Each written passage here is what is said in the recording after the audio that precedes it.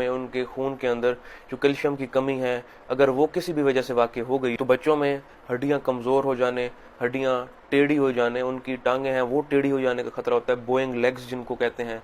इसके अलावा एक और ऐसी डिजीज़ है जो कि इस तरह की वजूहात में मोस्ट कॉमन है, जिसको हम रिकेट्स कहते हैं। तो इसकी इब्तदाई इलामात ये हैं कि जो हड्डियां हैं वो कमज़ोर हो जाती हैं, बच्चों को ज़्यादा पेन और इस तरह के मसाइल भी साथ देखने पड़ते हैं। दिखने में भी वाज़े हो जाता है कि उनकी हड्डियां कमज़ोर हैं, उनकी हड्डियां जो नॉर्मल एक हड्डियों की पोजीशन, जो नॉर्मल पोस्चर होता है, वो उससे काफ़ी दूर हैं। जो उनकी चेस्ट वाली बोन है जिसको हम स्टर्नम कहते हैं, उसकी मेल फॉर्मेशन आपको देखने को बहुत वाज़े तौर पे मिल सकती है।